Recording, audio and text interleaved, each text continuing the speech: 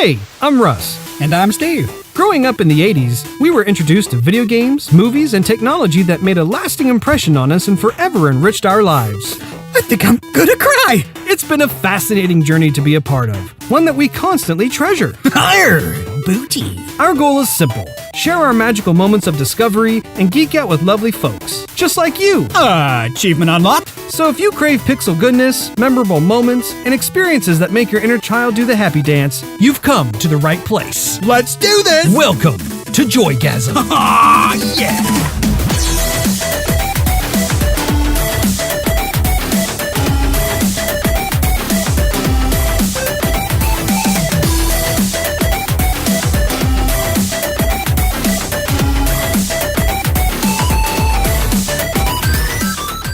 Hello everyone, and welcome back to Joygasm, where we talk about video games, movies, and pop culture. My name is Russ, Xbox Live Toaster 360, and joining me is my shorter half, Steve, Xbox Live Stevavitch, as we dive into episode 42 on this October 14th, 2017. To get the most out of Joygasm, you can follow us on Twitter, Instagram, Facebook, Twitch, and YouTube. Just do a search for Joygasm TV. In addition to iTunes and Android, you can listen to our podcast on joygasm.tv and soundcloud.com/joygasmtv. Also, for exclusive access and some sweet goodies, check us out at patreon.com/joygasm. And no matter which platform you use to enjoy the show, please drop us a subscription, thumbs up, or a review. It helps us build awareness, which we appreciate very much.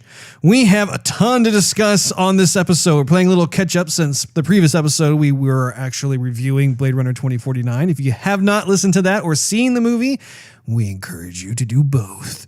Gaming news includes the return of a classic controller to Xbox One, Ataribox updates, Horizon Zero Dawn news, the PlayStation CEO departure, and more. Movie news contains the Men In Black Spinoff, Vikings Season 5, the next Terminator film, a new Netflix series, Game of Thrones wedding, Harvey's bad behavior, a new Star Wars trailer, a new Stranger Things 2 trailer, and there's probably going to be more than that. Our topic of the day is Cuphead impressions, but first, things first.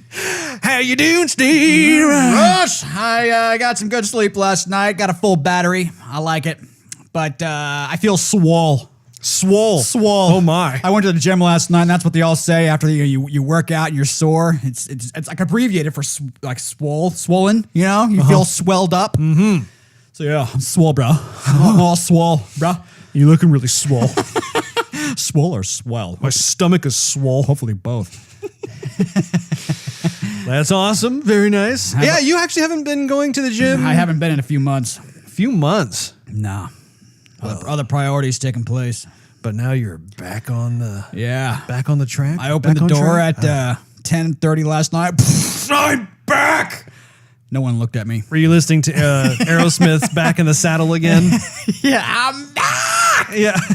And then switched Back in the saddle again. And then switched to Eye of the Tiger. Oh, yes. There you Another go. good one. That'll get you ready to pump some iron. Yeah. The 1 5'7" guy in there. Like, man, that guy's got a lot of energy over there.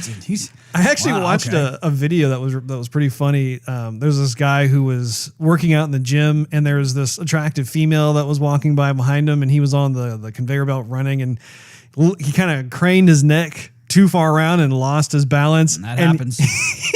You see him fall like completely just fall over this thing, and then he recovers by like doing push-ups immediately. Yeah, and the girl turns around kind of like, what are you doing? Why are you doing push-ups? Yeah. Like near the treadmill. Have you ever done that, Steve? No, I have not. I try to keep to myself, actually, when I'm at the gym. I'm not one of those like yelling kind of guys. Every time he lifts a weight or goes to the bench, he has to, one! You know, that's not me. I pretty much keep to myself. I don't like socializing when I'm there. I'm there to do my business, and then I get out of there, you know. You're there to take care of the Shrine of Steve. That's good. Yeah, That's I like really to good. get my sweat on a bit, you know. You should come with me, Russ. I should. Man. You're absolutely correct. I am the antithesis of swole, except for my belly, which needs to be unswolled. So, yeah. No, I do. I need to get back to walking and whatnot. As you know, I've been eating better. You have. I'm impressed. Yeah, I've been doing better at that. But yeah, I need to get back in and get some of the blood moving, some of the muscles returning from atrophy. I will tell you, I splurged a little bit. I went to the store and I bought a $8 bottle of Napa Valley wine to raise a glass to the California Napa Valley, Sonoma Valley fires. Yeah.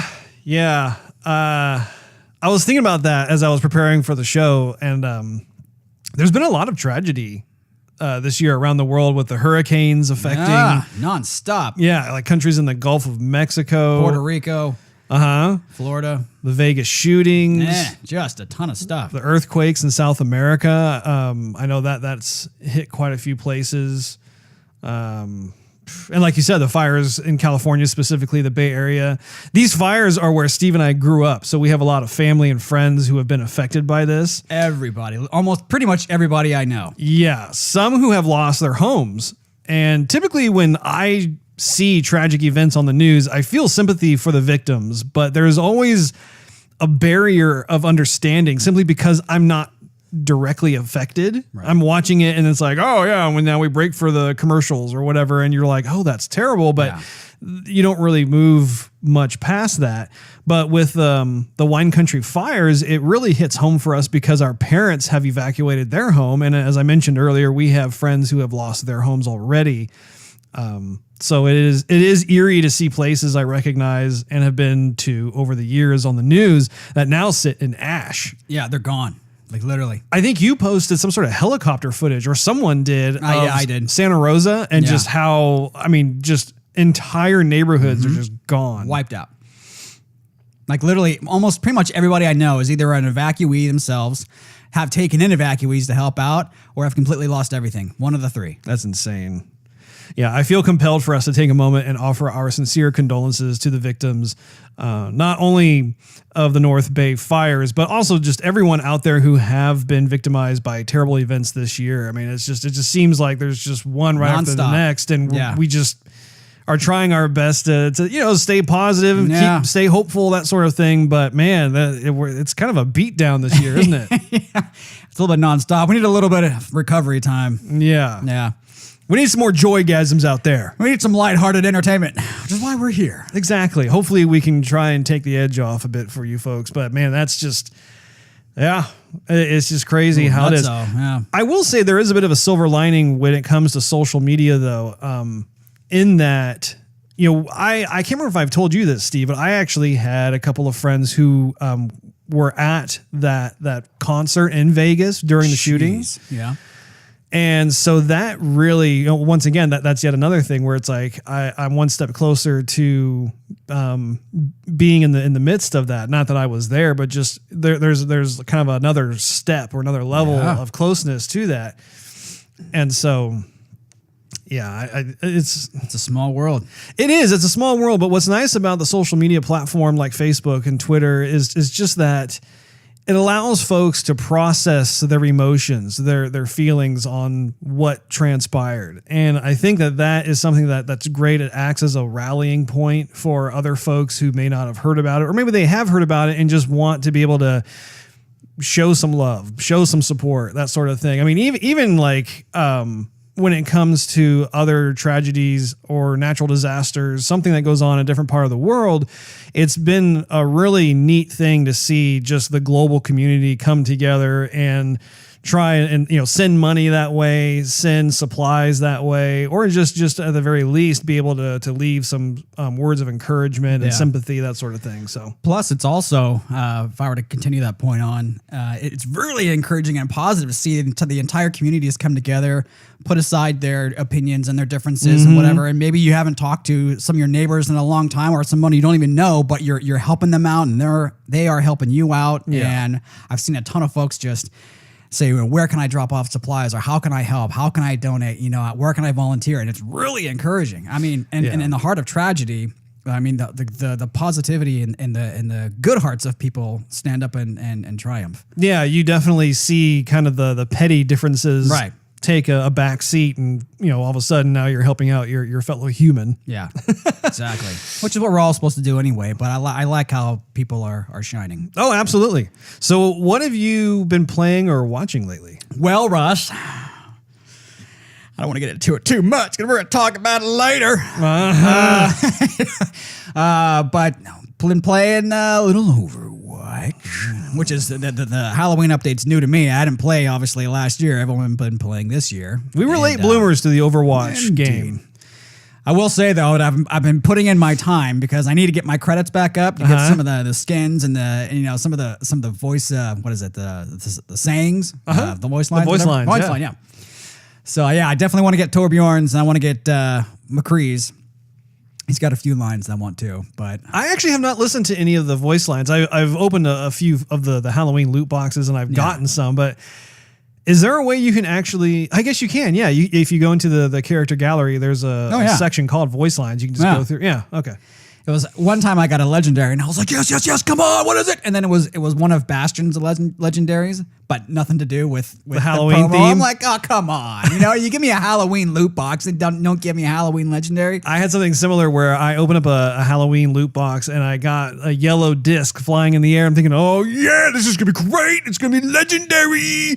And it opens up, it's a treasure box. Yeah. I'm like, what? And it gives you credit, so it's not that bad. But if I had to choose between like a legendary box, which I think gives you like what 500 gamer credits, versus like a 3,000 credit valued legendary skin, I'll take the skin. Yeah. I also watched Star Trek Beyond. Oh, how was that? That was dumb. Is that a TV show? No, it's actually a movie. Okay. It's with the cast that was from the first redo of Captain Kirk. Zoe Saldana's in there as well.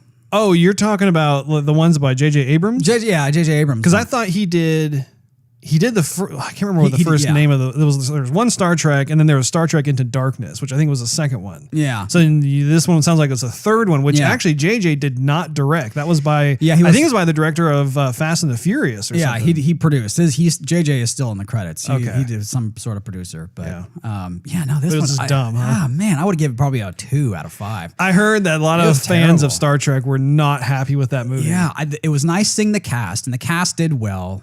I will tell you that, but that was probably the only good part of the movie. CG was like terrible. I mean, terrible, really? Yeah, no, it looked overly CG. Like it reeked green screen. Let's put it that way. Okay, yeah. And the story just couldn't take off. It was like Captain Kirk would never do any of this stuff. He's very thoughtful. He's very strategic. He just doesn't jump into action. Oh, well, this will be fun. Let's put the entire crew at risk. Oh, we lost him. Oh, now he got promoted. Like, what? This whole thing it made no sense. I got bored and I couldn't wait for it to be over. I would not recommend it. Anyway, it wasn't as bad as being like a 1, but definitely a 2. I also finished up the first season of The Last Kingdom, which I've been bringing up to every once in a while. That one's so. If you like Vikings, and I know you do. I do. You might like this one. I think Vikings, even though I haven't watched yet, from what I've gathered, it has more of an epic, I guess. It's a longer scale, but it basically takes the stories of the Saxon tales, throws in a little bit of fiction, and creates a story. It's got great reviews. Rotten Tomatoes gives it a 92. IMDb gives it an 8.3 out of 10. Metacritic gives it a 78%. The thing about it is that the main character, Uhtred, is born a Saxon, and he then gets adopted basically by Danes who are pagan. The Saxons are more Catholic or Christian, and so he's not pagan by belief. He's pagan by just like culture, I guess, even though he doesn't practice anything. And he's not Dane in the sense that he goes around, raping and pillaging and he's bloodthirsty and whatever. So, there's this constant push and pull between both sides for him, for his loyalties lie versus his heart. And, I know the acting is very, very good. The cinematography is very, very good. It's just some parts of the story I go, come on, really? Like you threw that in there. Yeah. So whatever, but I don't know. I don't know if I'll continue to watch it or I'll just put it down, but yeah. That about wraps it up for me. Russ. What about you? Well, I've been playing Overwatch alongside you and your saucy ass. I actually really enjoyed it. The what is it called? Like Junkenstein's Revenge or something like that. It's it reminds me of like a first person shooter version of tower defense. Like a lot of the tower defense games I play on my mobile phone, it's usually from like a top down view or isometric view. It feels like that's what it is, except instead of placing all these different types of towers, the characters themselves are the towers. Yeah. So you have like your sniper tower or your short range tower or whatever it is. Yeah. It was fun though. I thought it was a fun little mix up. I definitely prefer it over that other, what was that one Overwatch? There was an event where like, it was kind of like year one or whatever. It was like an anniversary. Sort of thing. Like you were shooting all the robots that were coming down the road, and I felt like that was kind of tiresome. It really wasn't very fun to play. I went through and played it just to say I did it. Yeah. But this one is a lot more fun, I feel like. It's definitely more fun, and you get a lot more experience for it too. I recommend you keep doing it because you get about 4,000 plus experience each little bout, even if it's an all normal setting. One of the things I thought was really fun too is the fact that when I was looking at the skins in Overwatch, I don't know if they've reduced the price on the Halloween costumes from last year or if they were always that price. But I noticed that a lot of the older ones are between 250 to 1,000 gamer credits. And all of the new, I think just about all of the new skins for the Halloween event, Halloween Terror or whatever it's called, I think that they are each 3,000 credits. I mean, they've really ratcheted up the price for those skins. Yeah. So it's pretty cool because, like, for instance, like, I just totally brain farted. What is her name? What's the sniper's, not Widowmaker, but Hanzo? No. It's a female sniper that also does healing. Oh my gosh, I cannot believe I'm totally like Mercy? No, Mercy's not. No, I'm trying to think of the females. But it's a female sniper. The one that shoots, like she throws a healing grenade. Oh, Anna. Why didn't I think of that? Yeah, there we go. She had an awesome Halloween skin from last year. Yeah, and I picked it up. I think it was only like 250 gamer credits. I'm like, I will take that. Yeah, there are a couple from Reaper as well. The older one is super cool. I mean, it reminds me of like Ichabod Crane days. Oh yeah, that one's the bomb. Sleepy Hollow or whatever. But then the new one is pretty cool too. Like it's kind of a vampire, kind of Jason sort of. Yeah, yeah. But I really dig it. I think it's pretty cool. There's only so much credits, Russ. So little credits, so little time. One of the sequences where I was playing on normal with folks, I got in a good batch of people, and we lasted the 12 rounds, and then we lasted 9 more bonus rounds. Nice. Yeah, it's awesome. That's really cool. I do need to play more of it just because, man, I think it ends on November 1st, and we're already, what is it? It's October 14th, so we are officially halfway done. Well, I suppose technically tomorrow will be technically the midway point of October. But having said that, I mean, that leaves me with 2 more weeks. And like I said, I really have not had as much time to play it as I would have liked, simply because I've been playing other games. Like Tomb Raider. Exactly. Were you here when I beat it? Man, yeah. You were. Yeah, you were. Oh, yeah. Just because I reacted that way. Man, No. you're so into the game that you forgot about my presence. No. I'm gonna have to start like distracting you and being like, Russ, I'm here. Poke. I've had, it's so funny. I took this week off from work, and I've had a whirlwind of a week. Like the first like half of the week, I was just doing family time because my family really hadn't seen me all that much, and so we were doing all kinds of fun little like kid event type stuff, and it was just a lot of fun. And then I segued from there into really focusing more on Joygasm. I got the more of the Joygasm YouTube page fleshed out. We now have new playlists that dedicate to like movie trailers for one. There's another one that's for game trailers. There's another one for TV show trailers. We're just in an attempt to organize it better and just make it that one-stop shop. And then on top of that, I've been playing all these games too. Like I know you've been over to play Cuphead with me at least once this week, right? It was like once or twice. Yeah. Because we were stuck on that candy chick that like never dies. Which we'll talk about later. Later, Russ. Later. But yeah, we've been playing a ton of Cuphead. It's a game that I love to hate and hate to love, but I just love it. I'm addicted to it. Let's see.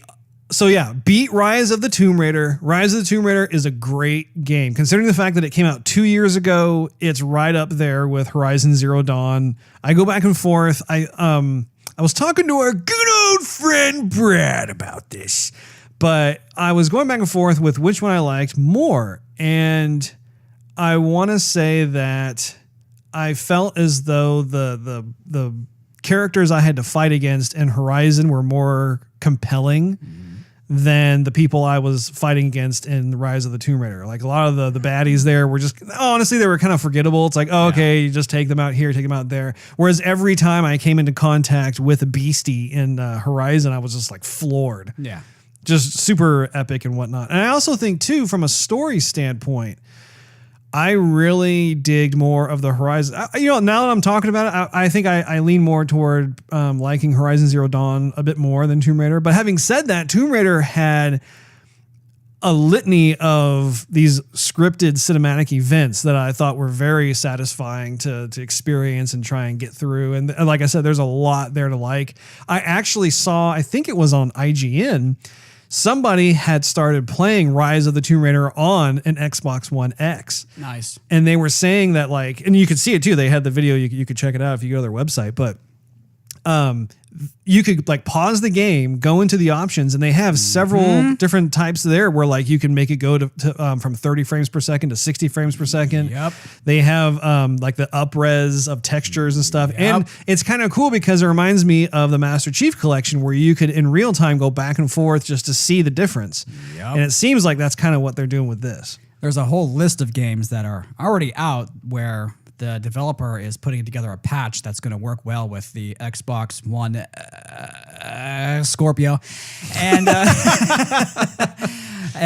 so a lot of games that you've already beaten or are playing through now, you're going to have to give them another once-over when the new system comes out because it's going to be a better experience altogether. Yeah. I can't wait to play The Witcher. Yeah, I'm holding off. I want to play it again, and I will play it again with the new Game Plus. But I'm gonna wait till the new system comes out because it's gonna be that much better. Second go round, Absolutely. I have also been, of course, enjoying Injustice 2. Got Raiden from Mortal Kombat. He's the latest character to drop. There are so many characters in this game. It's just, it blows my mind. But I've been able to get several characters up to level 20, that's the max you can go. And as a result, you can get unlocked abilities as well as some sweet armor. Now, do they incorporate any sort of story to the new DLC characters? Or do you just play them just to kind of... That's a good question. My experience with it is just that it just enhances the character roster. So when you go and you're looking to play, like in the multiverse, for instance, that is really fun to do because you can there will be certain planets that will generate that will be geared toward one of the DLC characters. So then you can work your way through that and try and earn better gear for your character, better stats, that sort of thing. In the story, probably not. I imagine that the single player story is kind of just, it's baked in there and it tells the story and you're done. Yeah. However, Big Baby Moose just bought the Injustice 2 Ultimate Edition, which is super cool because I played with him just a little bit today. And let me tell you, it is even more satisfying to be able to like play with a buddy as opposed to just the CPU all the time.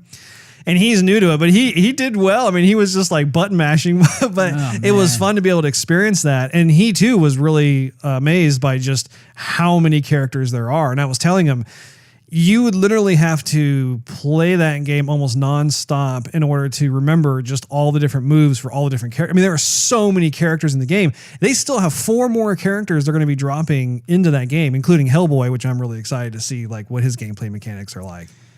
I can't do fighting games, Russ. I'm sorry. You know, I remember. Sorry, go ahead. Go ahead. No. You. I remember the last fighting game I played with you was Soul Calibur on the Dreamcast, which is staple. I freaking love that game. That was one that stands out. Anyhow, Ivy was your main, and then I'd go visit you when you were living elsewhere, and I were like, "Hey, Steve, let's play some Soul Calibur." I'm like, "Okay, Russ, that sounds good." And so we'd play, and I would be Maxie, which was the nunchuck dude, and you would be Ivy. I'm like, I'm totally gonna whoop Russ. I've been like practicing, and then you would just like stand there still until I'd get like within reach, and then just do something out of the ordinary and waste half my life, and then you would sit there laughing like you just did, and then I'm like getting like more and more PO'd, and finally I'm like, I'm not gonna rage quit. I'm just gonna quit. There you go. That laugh. But you were a big fan of that game. I remember you played quite a bit of it. Yeah. I remember Akilik was one of my favorites. Yeah. I really do hope that Namco comes out with another Soul Calibur. The last one they made was just, it's kind of showboaty. I don't know. Well, but it was too. They tried to like add all these features to it, and it ended up making it more of a muddied experience. Right. I want to go back to just kind of the pure Soul Calibur experience where you have just a unique story for each character that you make your way through and have your versus mode, that sort of thing. But I would love to see a next gen Soul Calibur game come out. Moving right along here, I want to take time to talk about the Super Nintendo Classic Mini giveaway. Oh, snap. If you haven't heard, we are giving away an SNES Classic through Twitter. So to enter, you go to twitter.com/joygasmtv, where you will see a pinned tweet at the top. Retweet that tweet, follow at JoygasmTV, and subscribe to the Joygasm YouTube channel. Those are the three things that you need to do in order to qualify for this giveaway. And of course, like, the link is in the pin, the link for YouTube is in the pinned tweet for your convenience. So, like I said, you must do all three to be entered into the giveaway. The last day to enter is October 20th, which is next Friday. It's this coming Friday. And we will announce who the winner is on the next episode of Joygasm. Nice. So it's been really cool. We've gotten quite a bit of buzz here just within this last week of folks who have expressed interest in it. It's a really fun opportunity to be able to build awareness of our show as well as give out. I mean, it's a free SNES Classic Mini, folks. It's pretty. I don't know. I think it's pretty cool. It's already sold out, so you can't get them. It is. I've been looking around and they are still sold out. So I know that Nintendo has announced that they are planning on at some point. Shipping out some more. I don't know when that's going to happen, but in any event, even if they are out there, this is a system that's $80 that honestly I could probably sell it on eBay for about $150 and make a little bit of a profit. We're not going to do that because that's not what Joygasm is about. I will say some of our international subscribers too can get in on this. That is true. Yeah, the international subscribers are definitely able to participate in this. The only thing is we have to look at shipping because shipping tends to be a little pricey. So at this point in time, we have taken the stance of if you live in the United States or Canada, the shipping will be free as well. That way you don't have to spend a dime. However, if you are international, you will have to pay for shipping just because then that starts to get a little pricey. Also, I want to talk about the Joygasm YouTube channel for just a moment. The channel now has movie trailers, TV show trailers, and game trailer playlists. In an effort to actually organize more of this, we are taking a much more aggressive stance on making sure that we are posting trailers of interest that we like to cover on the show if we're giving reviews or impressions, or if we just happen to see something that you guys would probably be interested in checking out. We want to make sure that Joygasm on YouTube is your one-stop shop for all things gaming and movies, entertainment, all that fun stuff. So definitely check that out because oftentimes we will be watching, like, say, a trailer on the show, and as you can hear, you can't really do much more than that. You can't see what we're talking about. So it's a good reference point. And when we are finally able to purchase our video equipment and that sort of thing, it's going to actually help out quite a bit because then we can actually show you in addition to tell you. Also, that segues right into our Patreon page. Like I mentioned earlier, it's this great opportunity for you folks. If you're looking to gain exclusive access to what we do here at Joygasm, you can get stuff early. There's also a bunch of sweet goodies and that sort of thing if you're a part of it. Speaking of which, we do have a handful of patrons who have started to subscribe to Joygasm on Patreon. We thank you very much. We definitely want to give a shout out to PJ Ryder and Sean Byers for actually going to those specific tiers and going above and beyond supporting us. That's really, really awesome of you guys. Thank you very much for that. If we could give you like a podcast hug, a group hug. Group hug. It's going to be great. Other than that, I can't think of anything else. I mean, the only other thing I've been playing was Cuphead, and we're going to talk about that in a bit, but I don't know. I can't think of, I'm not sure if I watched anything else. I don't think you have. I thought I did. Oh. I got back into Gotham, the TV show. So I was in season 2, making my way through that. Both Leslie and I thought it was a little creepy, but it's like deliciously creepy. Did you see the penguin guy? Oh yeah. Did you tell Leslie? I met that guy. Well, she was there. she remembers. Okay. Oh, but yeah, we watched that the other night. That was a lot of fun, especially considering the fact that our daughter is spending time with grandma and grandpa. So it's like, all right, we can watch a more of an adult show. Time to turn the sound up. Oh, and we did. Let's get into some gaming news, Steve. Do you remember the Duke controller? No. The Duke controller was the controller that was designed for the original Xbox system. It is now back for the Xbox One. The creator of the original Xbox is bringing back the console's infamous controller. There's no price yet, though. I'm not exactly sure when it's supposed to come out. It may be coming out this year. If not at the end of this year, then definitely by next year. But what are your thoughts on that? Only one, Russ. It better come with a built-in AC unit. AC unit? Because I had one. It was a lime green kind of neon, and it had a built-in. It wasn't built by Microsoft. It was built by somebody else. And it had a built-in AC to keep my palms from overheating and starting to sweat up. Now, if you recall, there were 2 different types of Xbox controllers. Yeah. There was the first one that was huge, and then the second one was about half the size. It was a lot more ergonomically friendly to your hands. I think if I'm reading this correctly, the Duke controller was the first one. It's that huge one. Yeah. I don't know what their strategy is with that. I know I'm not going to buy one. I'm just like, no. As far as I'm concerned, I absolutely love the Xbox One controller. I think that's like the best controller yet in terms of just how it fits in your hand, that sort of thing. Right. Ataribox will be a full PC experience for the TV. Jordan Serrani reports, Atari has revealed additional details about its new Ataribox console, including price information, a release window, and its upcoming crowdfunding campaign. The Ataribox will launch in late spring of 2018 for $250 to $300 USD, Atari revealed in its latest newsletter via Polygon. The company says it will be a Linux-based console that's a full PC experience for the TV, bringing you streaming applications, social browsing, music, and more. Atari's first console in 20 years will be powered by a custom AMD processor with Radeon graphics. Ataribox will support preloaded retro Atari games as well as current titles from a range of studios. That's quote unquote. So, I mean, I don't know what kind of third-party support they're going to have.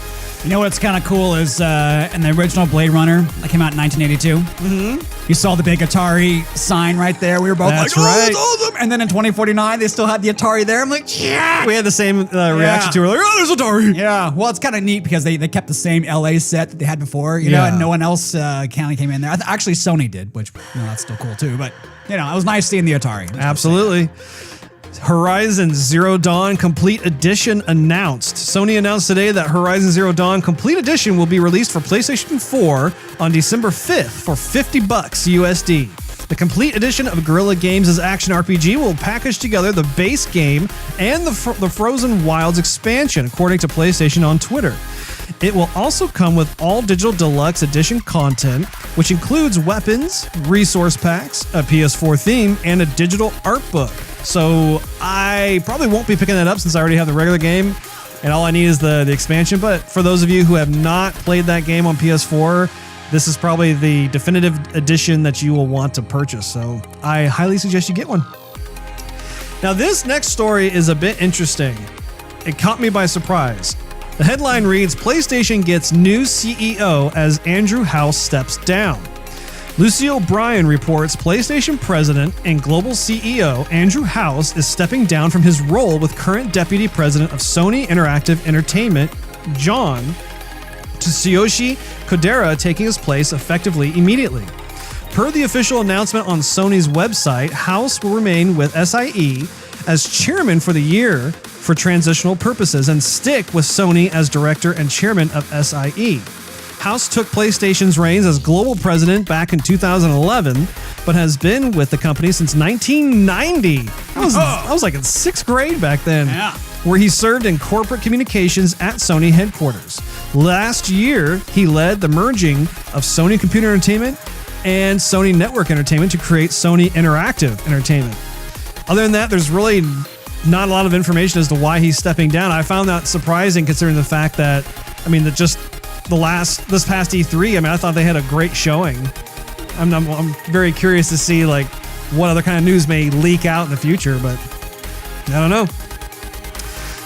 Last but not least, Microsoft will not offer free Kinect adapter with Xbox One X upgrade. A little bummed about this considering I have a Kinect. I actually use it for recording purposes for the show. Yeah.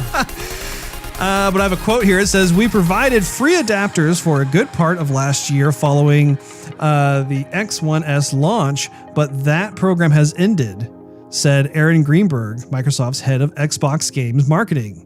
Said on Twitter, Xbox One X owners looking to use Kinect can still purchase the adapter, which retails for $40. So in addition to the $500 that I'm going to spend on the system, I get to spend another $40 plus tax. So we're looking at $550 for a system upgrade. I thought something, I don't know, my memory's very, I was going to say fuzzy, but it started with an H, so I was going to say huzzy. Anyhow, I thought you were going to get a Kinect with the Scorpio edition. I don't know. I might be wrong, but thinking back to the older system, the current system, at $500 you got a new one, and then the system when I picked it up was $350 and it didn't come with one. But so it's kind of like it's $40. It's not like it's going to break the bank, but at the same time, like come on. Well, and honestly, I think that they are slowly phasing out the Kinect. I think that when you look around, there's no gaming support for it anymore. Right. Yeah. I, for one, really like it just in terms of the voice commands. I think it's great to be able to search for things. It's really fast. And also, like I said, just being able to use it for recording purposes. Like if we're on Joygasm, what is it? It's twitch.tv/Joygasm TV. Something like that. Yeah, if you go on there, that's what we use when we're playing games on Xbox, and that's the way to connect. So I for one have a use for it still, but just not in the traditional sense of playing games. Right.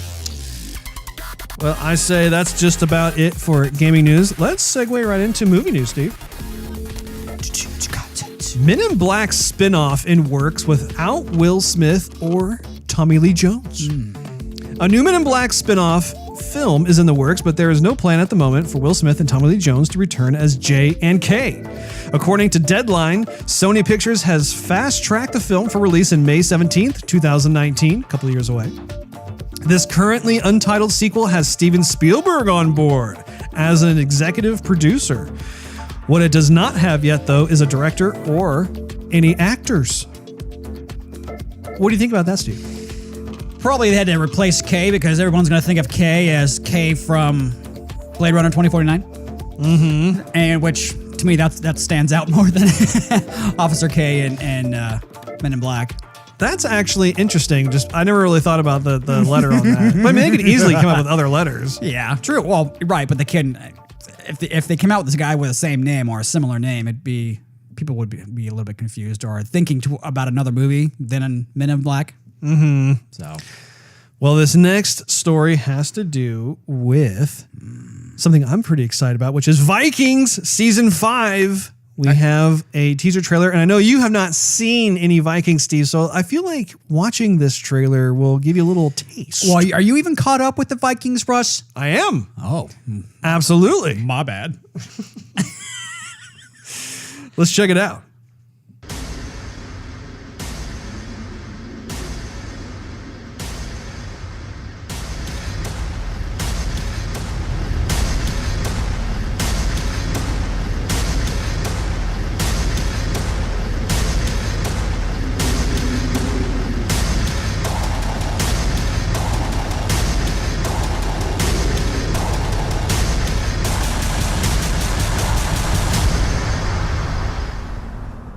That was a lot of music and not a lot of sound effects or voices, but believe me, there was a lot of expression and worry and a lot of great cinematography. So it does look good. It just doesn't sound that great. I was going to say, it is a bit of a teaser.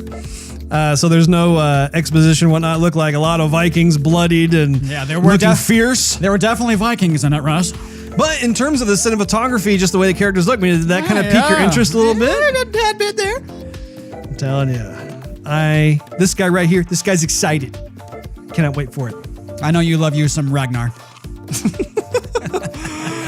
I do. Arnold Schwarzenegger says next Terminator film will ignore Genesis. The website The Terminator Fans spoke with Schwarzenegger during a UK appearance and asked about the upcoming Terminator film. Cameron is back as a producer and wrote the treatment for the script as well. Both Schwarzenegger and Linda Hamilton are back. Oh, little Linda Hamilton action. Cameron has previously also said he's looking at the possibility of doing a trilogy of new Terminator movies, which could serve as a reinvention of the franchise. I am pumped about that. James Cameron returning to the Terminator franchise. Now, here's the key.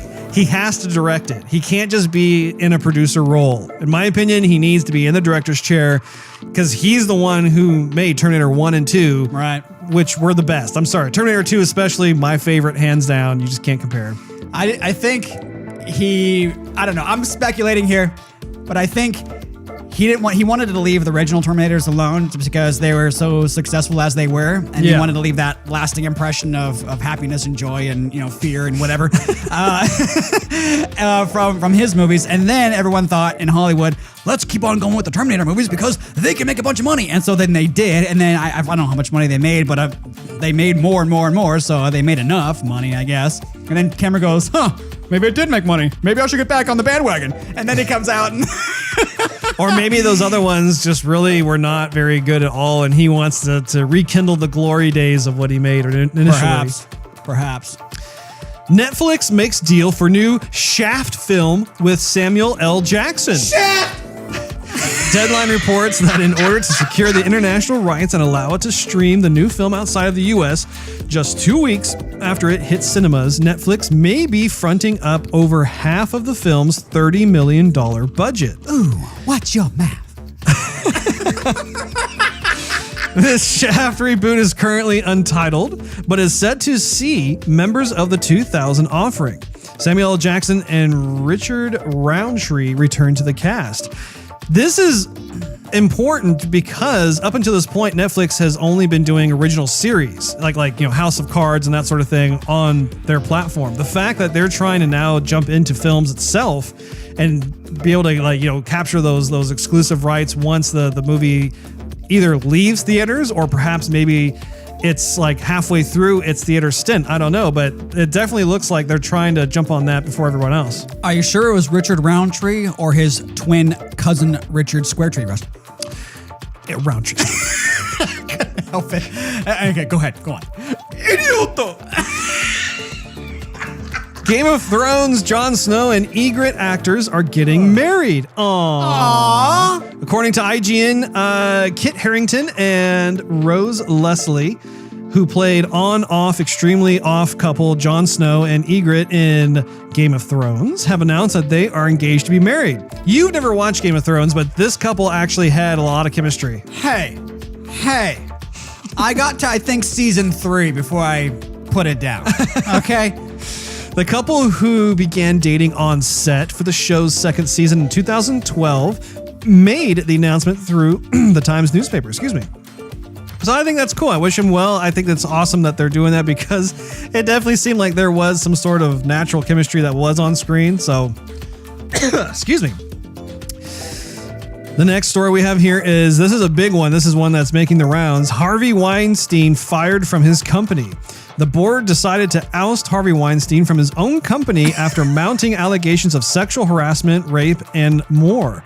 Questions have come up regarding whether or not the Weinstein Company will close its doors or not. But yeah, it's just everywhere. It's blown up. Yeah, you're out. Sorry. Yeah. It's amazing because he is or was a huge Hollywood power player. I mean, he's was someone to not be trifled with, and it's amazing to see the fall of this Hollywood giant. He's got to go though. I mean, there's no, you know what?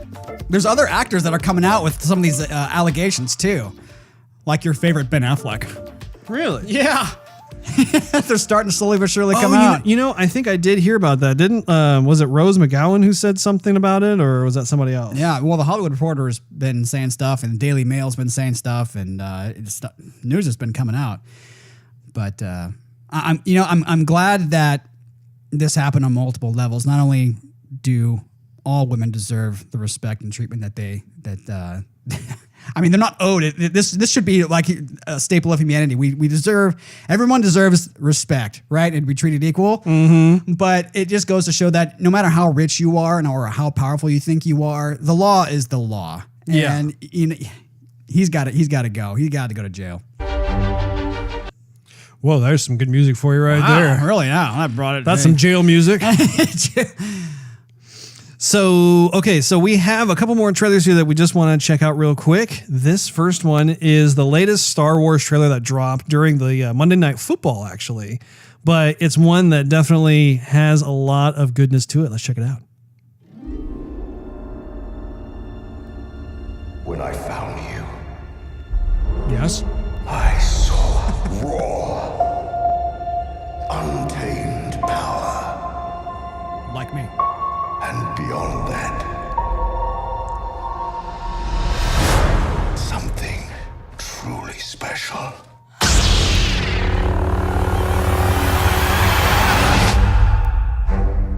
Lucasfilm. Something inside me has always been there. But now it's awake. Your appetite? No, I'm just kidding. And I need help.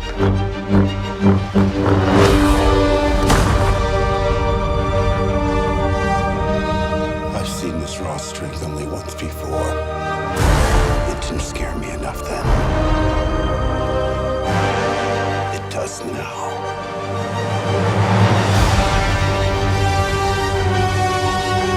Let the past die. Kill it. If you have to. That's the only way to become what you were meant to be.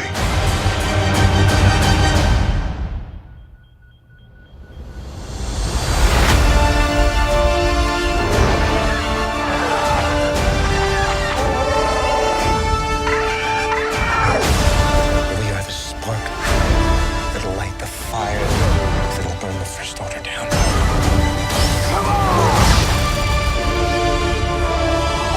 This is not going to go the way you think. Fulfill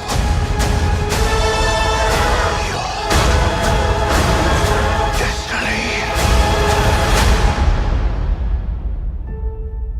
I need someone to show me my place in all this.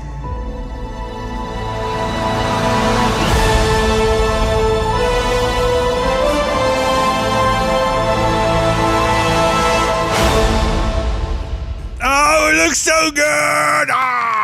They showed too much though. There's no mystery left in that thing. I mean, I don't know. One of the things that they've done a tremendous job on are the trailers for both Star Wars The Force Awakens and The Last Jedi. I would actually say too, even with Rogue One. Rogue One had a bit more exposition to it, but by and large, they've done a really nice job of actually not giving away the plot and really misdirecting people to think that there's going to be something going on when there's not actually not. I mean, it's quite a feat considering just how much under a microscope this franchise is. But just the cinematography in the trailer, each one of those shots. I mean, once again, I think that we're going to be in for another visual tour de force, just with all different planets and that sort of thing. I've got chills. I've got goosebumps. I just got goosebumps because it's cold in here. That was me just turning down the thermostat in an attempt to try and get you to be into the trailer, Steve. What else did you think? Well, I like what's the bad guy's name? What's the baddie's name? Kylo Ren. Kylo Ren. Yeah, that guy. I like You can his, see which one of us is more of the Star Wars fan. Who's the guy in the black robe? Who's the obvious evil one in the movie? So his TIE Fighter looks freaking awesome. I like his TIE Fighter. Yes. But it looks like there's going to be another Millennium Falcon, flying into some space station, getting out by the skin of its hair of its teeth. Well, I mean, that's the tradition of the Millennium Falcon. It always finds itself in those situations. That's part of the lineage. Right, but do something different than Return of the Jedi. Come on, right? Steve, just hold the criticism until after you see I'm just looking at the trailer. I'm what this whole year has been the influx of giving away too much stuff within the trailers, or like this throwing up the cards of maybe the movie's bad, maybe it's good. I don't know. Here's the trailer, and then you go to see the movie and it's something completely opposite of what you thought it was. So. For one, I'm excited. I think it looks super cool. Well, obviously you're excited, Russ. But even the editing style too, like whoever the editors are over at Disney or Lucasfilm, I'm not sure who handles it, but they did it just every one of these trailers since The Force Awakens came out. It's just like, yes, that's even if the movie doesn't necessarily reflect that particular mood, it's still just like I get goosebumps every time I watch one of these things. It's just I'm geeking out over here, man. Okay. Play the next one, Russ. Okay, so this is Stranger Things 2. This is the final trailer before it comes out, and I believe it actually gets released on Halloween. But this is a show on Netflix. This is something that you actually need to watch the first season of. I'm telling you, dude, you're going to like it. It takes place in the 80s. It's like Goonies meets X-Files. It's super cool. Here is the final trailer.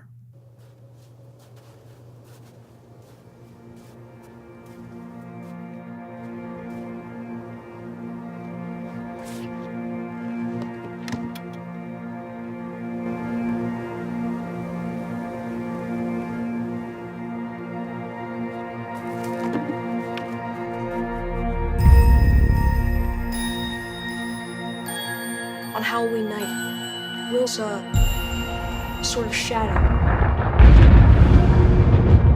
Maybe all of this is happening for a reason.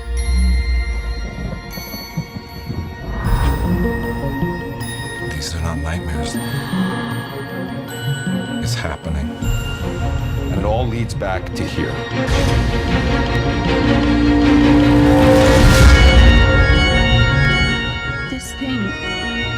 You said it was all in his head. And what have you done? Nothing. What is wrong with my boy? I don't understand. 11 what? She was too.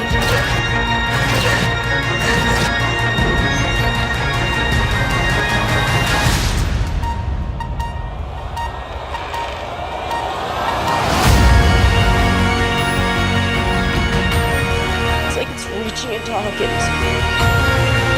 If anyone knows how to destroy this thing, it's Will. Oh my God. Don't you think it's weird how we only seem to hang out when the world's about to end? It's not like it was before. It's grown. It's Judgment Day. Which is why we need as much help as we can get.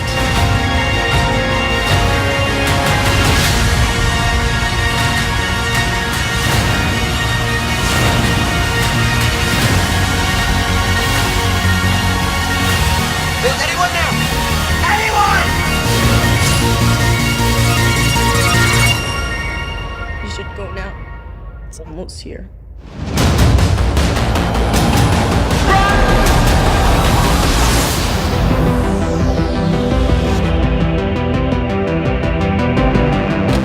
You still have that bat? Bat? What bat?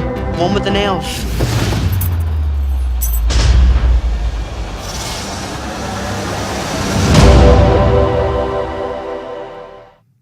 What do you think? There's another trip. He's verklempt, ladies and gentlemen. Man. Another trailer that you have to use your imagination on, especially if you're driving your car. A lot of no, wait, no. I could hardly understand what people were saying in that trailer. I just see a lot of sound effects there. Right? Well, there was some exposition in there. And honestly, like I said, if you want to watch the trailer, go to our Joygasm TV YouTube channel. Just do a search for Joygasm TV. It'll come right up. You can check it out there. You definitely need to watch the first season because check it out. Those of us who have watched first season, all the stuff in there, like even the baseball bat, the bat was like a pivotal thing for the last one. I saw people carrying around a bat with nails at the Dallas Comic-Con, and I thought that was something with The Walking Dead. So, okay, there is a character there's like, different type of bats with stuff on them, okay? Yeah. It's kind of a go-to weapon. There was an antagonist in the last season of The Walking Dead that, I believe he did have a baseball bat with nails in it. However, in Stranger Things, that actually happens to be a weapon that is used towards the end. Okay, Roger. So that is your homework, Steve. Sometime next week, if you could binge watch Stranger Things, I'd love to hear what you have to say about it. Maybe I'll start watching Stranger Things and Hemlock Grove because I know that was a show that came out a long time ago. But since it's Halloween, it's time to do some scary stuff. Speaking of which, isn't what was it that game that's supposed to come out really soon? Evil Within 2? The Evil Within 2? Yes, Steve. I'm actually glad that you said something about that because I have purchased it, downloaded it, and it's ready for you. Actually, I'm glad that you said that just because, okay, so. Oh boy, I'm not going to get any sleep. Steve is going to, as our resident like survival horror player over here. What we're going to do is actually broadcast Steve playing The Evil Within 2 at Mikasa. And you can watch that. We're probably going to be doing it around like 9 o'clock. From 9 to 9:30, somewhere around there is when we'll start. But if you go to twitch.tv/JoygasmTV, that is where our Twitch channel resides. And you will be able to watch us scream and freak out like little schoolgirls time and time again. I'm going to wake your daughter up. You know I am. Good grief. I put those games down for a reason a long time ago, Russ. Good freaking grief. It's going to be a callback to the good old days. Man. I watched some of the footage of it, and I do believe we are in for a treat, especially considering the fact that we've got the upgraded sound system in here. Man. It's going to be fun. And so the video portion we'll be playing, they'll be able to watch us jump over and over again, soil ourselves. Curse like we never do. Yeah. It'll be a good time. But yeah, I think we'll probably kick that off maybe on Monday. Possibly, yeah. Go. Well, there we go. Anyway, I do believe it is time for none other than the topic of the day.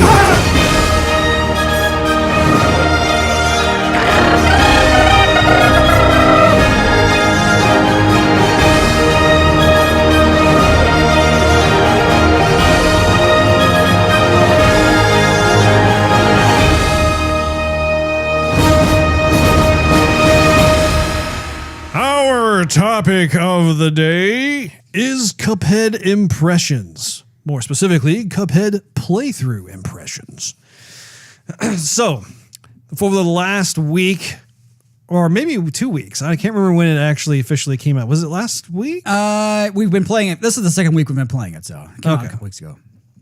Anyway, this is a title that I have been looking forward to for a long time. It actually was, I think,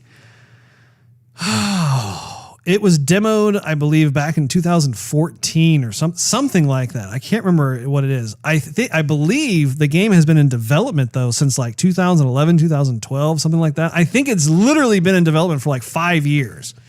But anyway, it has finally made its triumphant debut.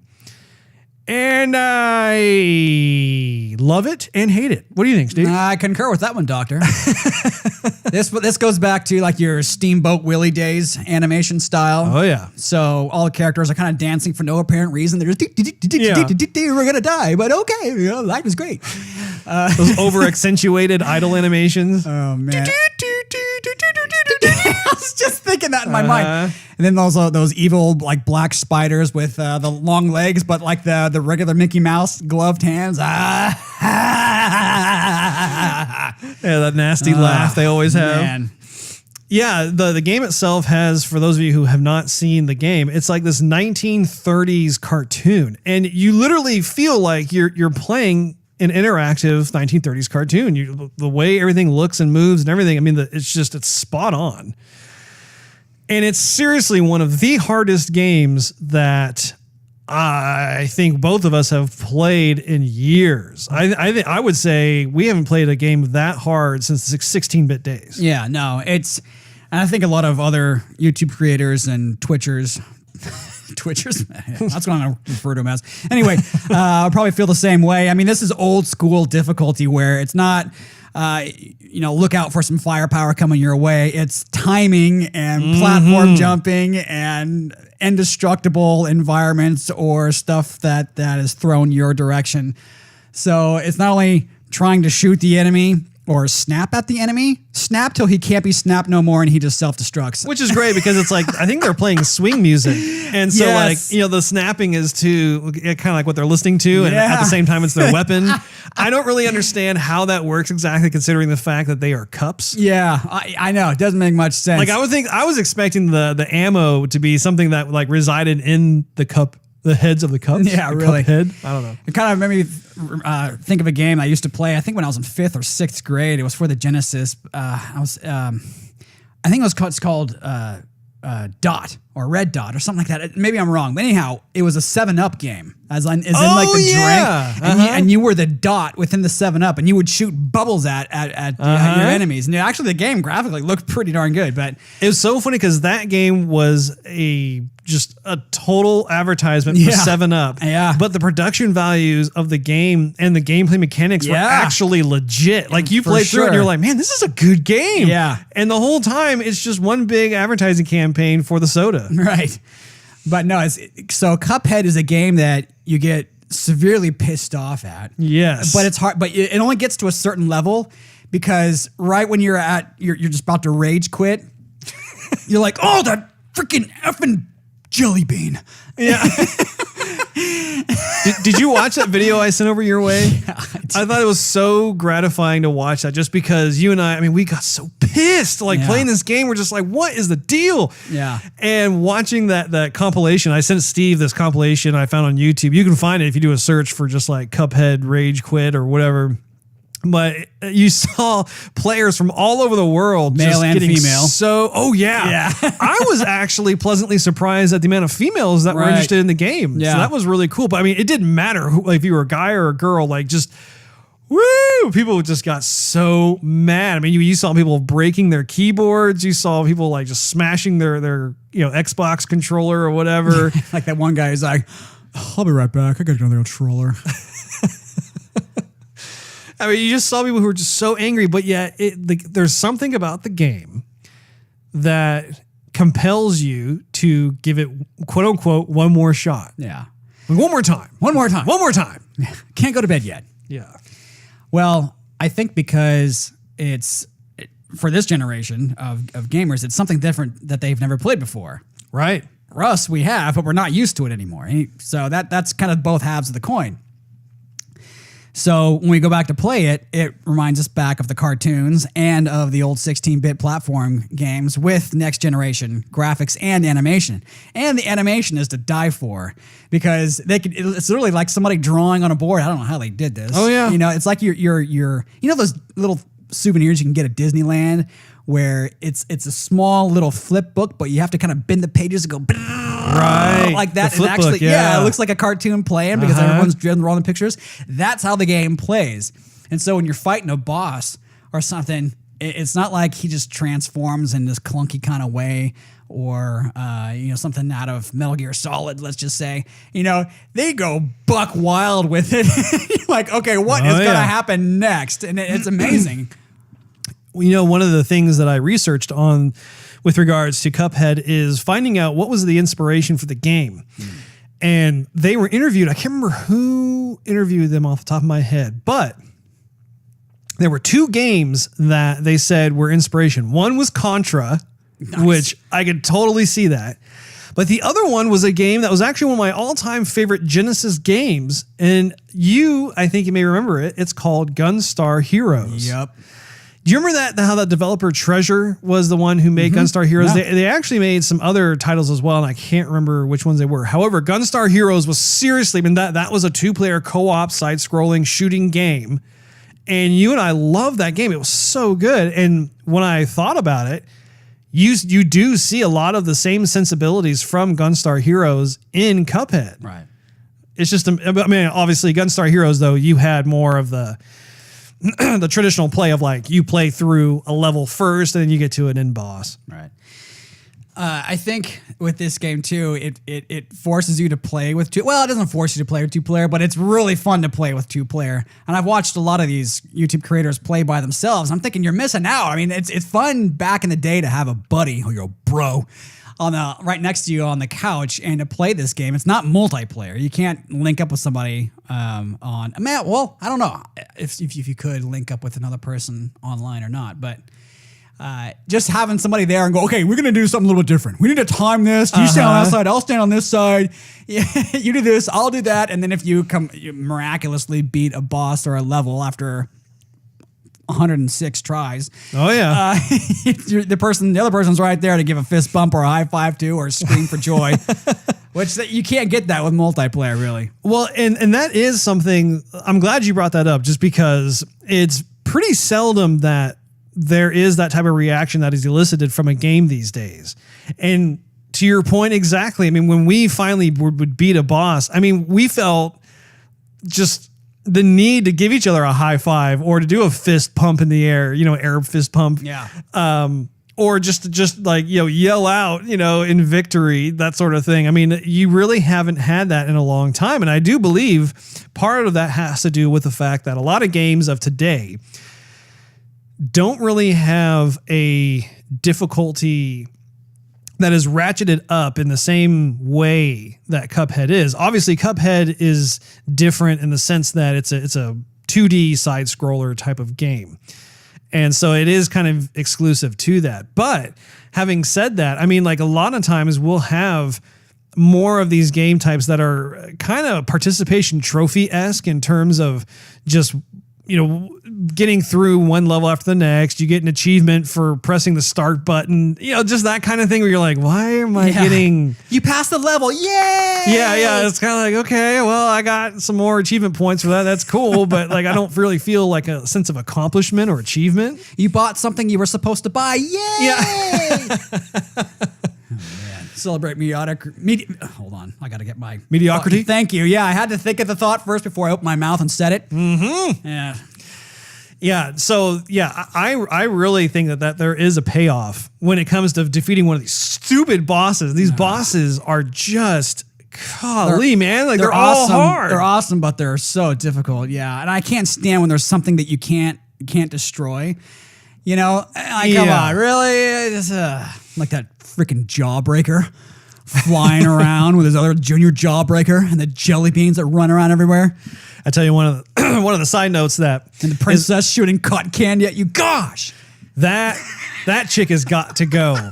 We are currently stuck on this candy princess of sorts. I don't know. I can't remember what her actual name is, but we've been there for so long. We cannot pass her or that clown boss that's like with the roller coaster. Yes. Like we've gotten to like the last phase of each one of those bosses. We just can't seal the deal. Darn that guy. I've actually watched some of the other YouTube channels where people are farther along just looking at some of the other ones. I mean, there are a ton of other bosses we haven't even come across yet. Yeah. What are your thoughts regarding their approach to having it basically be one boss fight after the next? That they could have done a little bit differently. I like to see more of the levels, and we're on the world number 2, which that's how difficult it is. We're 2 weeks in, and it takes us a week to even get to the other world. Anyhow, aren't there only like 3 worlds though? Maybe there's 3, but there's multiple sections within the game to go through either a level or a boss. But there's way more bosses than there are levels, and I like to see more levels. Yeah.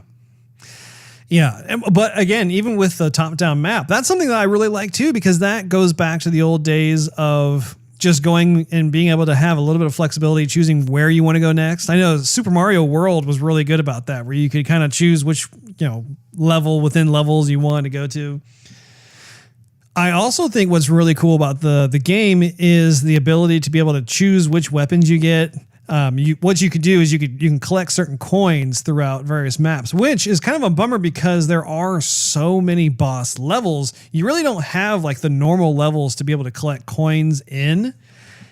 But I do like the idea that you can go to a store and they have different types of Welcome. yeah, like weapon A and weapon B classes. Right. As well as some other little things that can help you out along your way. But still, man, that game is so freaking hard. Yeah. There's so much that draws you back, though. It's really in a style of its own. I like how there's this film over the entire game where it's kind of like record scratch back in the day, phonograph style. Oh, yeah. You know, even like your Xbox Live character that you choose is still looks like he's barely out of the black and white age, you know? Uh-huh. It's so great. Another thing too, Russ, and this is where you and I really come in, is since it makes you think of old style dance, old style music, old style movies, you can't help but start reading the dialogue. Hey, all right, this is what we're going to do today, boys. Yeah. Yes. As we've been playing this, we have kind of divulged into the transatlantic accents, if you will, which was very popular during the time of the 1930s, 1940s. This is the strategy, see?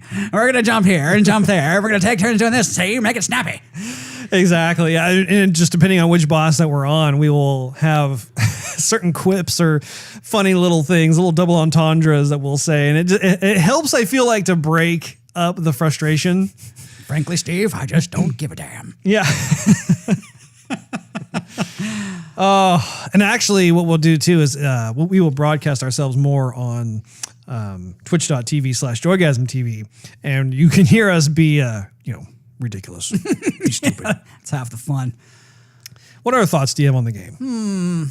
Let's see here, Russ. I like how they split up not only the land walking around, but that you can go on a plane. And yeah, that's actually really cool too. I like that.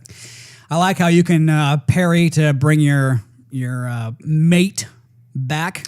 That also is a very nice gameplay feature where you think it's over and then your buddy bails you out, so then you're back in the game. That's pretty exhilarating. Although I wish there was a way to either A, get more life, or B, let some time go by before you can actually before the second player actually comes back. Mm-hmm. You know, because at some point you're going to get your hit points down to 1. It's like, okay, great. I'm just going to die. You know, one more hit and I'm dead. Yeah. So that's a little bit deflating.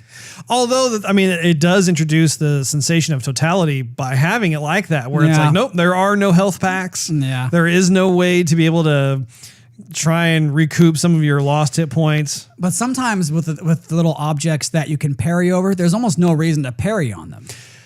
So the only thing that I can tell you is the report card that comes up at the end of each one of the boss battles.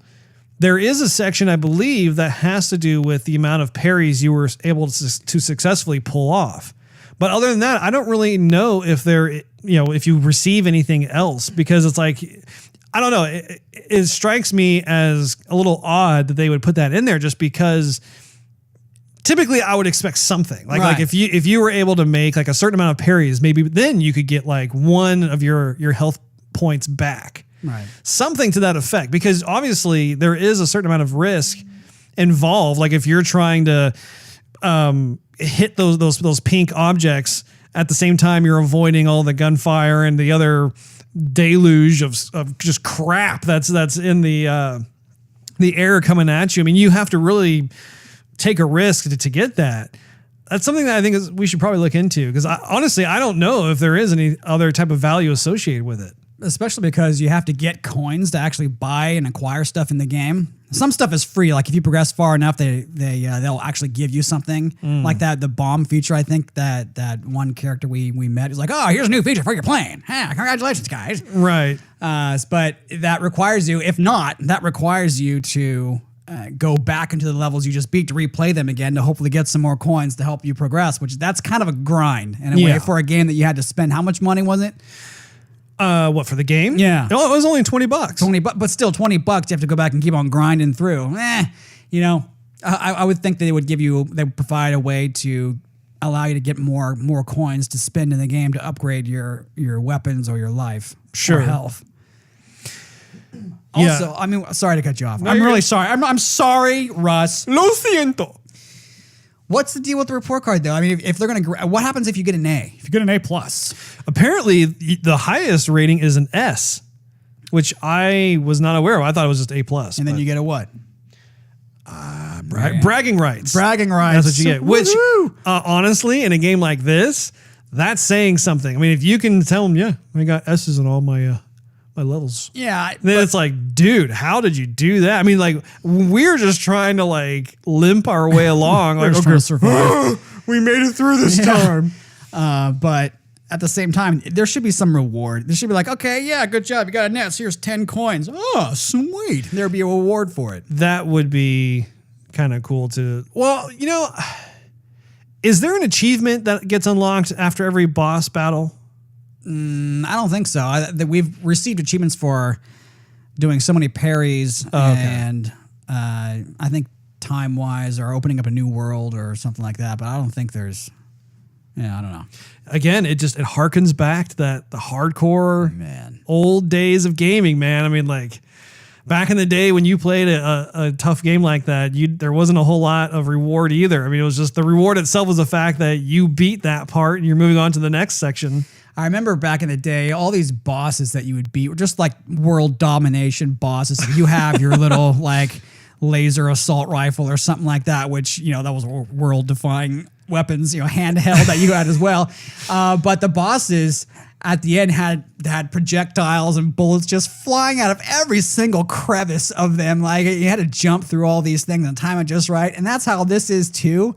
At the same time, there's so much stuff that's flying at you, but it's all candy and it's so imaginative and well done. In my opinion, I think that. Well, it's not all bosses throw candy at you. We're at the boss that does candy, but like the other bosses, I mean, it's like each boss has their own theme of crap that they're launching at you. I take that back. You're actually right, but it's all animated, like hilarious, lighthearted stuff. Like right now, we're just absolutely obsessed over the freaking jelly bean. Oh man, we should. You know what, Russ? Since it's Halloween. It's Halloween. We should have some candy up here while we're trying to, take down the candy boss. You know what I'm saying? That's a good idea. I should bring up a bowl filled with like candy corn and jelly beans and jawbreakers. I don't know what all else. Cotton candy. Now that I'm thinking of all this candy, I saw a YouTube video. That has nothing to do with this. Oh my gosh, I have an idea too. Go ahead, keep talking. There was somebody. Where was he? I think was he India? I don't know. But there's a little outlet you could go to get an ice cream. Right. And what he does is the dude wraps the cone in like a big puff, like a cheerleader pom-pom full of cotton candy. So your ice cream cone is in the middle, but you have to eat your way through cotton candy to actually get to the cone. And wow. Man, what a sugar rush. But that looks amazing at the same time. I have an idea. Yeah. I think this is brilliant. Oh, well, I might have to bring it down to earth again, Russ. Okay. I'm just kidding. So, because we are stuck on that winch and her demonic cake. Dame, Russ. D-A-M-E. Yeah. I guess we're stuck on the dame. I think it would be fitting that if we are able to pass that boss, to actually have a custom cake made that looks exactly like the cake, along with that evil queen made, and so that way we can either so we can eat it, or we can just actually like videotape ourselves smashing a physical life-size cake of, not life-size, but just in real life, be able to smash it as a means to release the tension. Or we could, Russ, we can get two like individual cakes big enough to fit our face, and then we can just like videotape us dumping our face in there, eating the cakes. Videotape, take pictures, throw it up on Twitter. Either way, maybe even YouTube. I think that would be worth it, because I don't know about you, but I hate that cake. I hate that evil queen. Ooh, what if we put like Reese's peanut butter cups in the cake? I like me some Reese's peanut butter cups. But I don't think they hit any Reese's peanut butter cups in the games, do you? I know, but it's making me think of candy, and I like that candy. And I like some Andy's mints. I, for one, hope that we do get a sequel out of this, just because, I mean, the game is only $20. And honestly, my hat goes off to the developers. I think they did a great job, considering they're like an indie group. They're like, it's two people.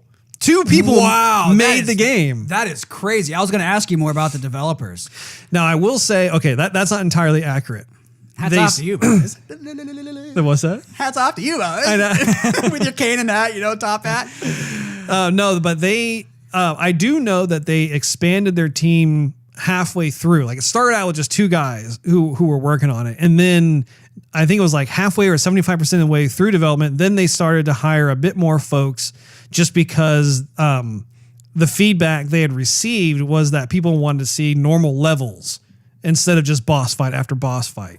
So yeah, technically speaking, by the time the game went in gold, they did have more than just the two people. But for like at least half of the game's development cycle, it was just two people, which is just amazing. And didn't you tell me once that this has been in development since 2014? So I think the game actually I think it was first demoed in 2014. Mm-hmm. I think they started working on the game either in 2011 or 2012. Well, I want to say 2012. But the first time they debuted it for the public was 2014. They got a bunch of feedback. They went back to make the necessary changes. They brought it back out again, I think in 2016 or so. And now here we are in 2017. It's finally released. I haven't been much of a fan of the Xbox Live Arcade stuff. I don't know. Maybe it's just because I'm cheap and I don't want to like spend money on something and then end up hating it, I can't help it. That's who I am, Russ. But this game from the Xbox Live library that I've seen is unlike anything else. Right. I can only think of one more that was unlike anything else. And I think that was, what was it? The sequel to Limbo. It was, what was the game you played? Oh, Inside. Inside. Just phenomenal game. I mean, totally worth the money. Absolutely. Man, that game was deep. I mean, and you think, Xbox Live, it's just going to be, a popcorn kind of game. No, man. There's some gold out there that you got to get. Yep. I think it's a little premature to actually rate the game because we're still playing through it. Who knows when we'll be able to rate it? I know. It'll be like 5 years from now. Yeah. We'll do a tweet or something. Okay, finally. Yeah. 5 months later, we're done with it. We'll hold off on our final thoughts on it. But I think it's safe to say that we're both very impressed with the game. It's hard as hell. We're going to be doing our best to get through it. It is addicting. I mean, when you come over, it's like that game is at the top of the list. Like, okay, Cuphead. Okay. Is it hard as hell are we mad as hell? We're not going to take it anymore. It's probably a little bit of both. I just look forward to how we go to each boss and we have other funny, stupid little things that we come up with to say. Yeah. The waffle has been kerfuffle. I don't know whether this is a trick or a treat. That was good, Roger. Well, I think that about wraps it up for this episode. Be sure to check us out at patreon.com/joygasm and subscribe to get the most out of the show. Also, you can follow us on Twitter, Instagram, Facebook, Twitch, and YouTube. Just do a search for Joygasm TV. In addition to iTunes and Android, you can listen to our podcast on soundcloud.com/Joygasm TV. Last but not least, search Joygasm TV on YouTube and Twitch to see us stream our gaming adventures live. Until next time, happy gaming. See you guys!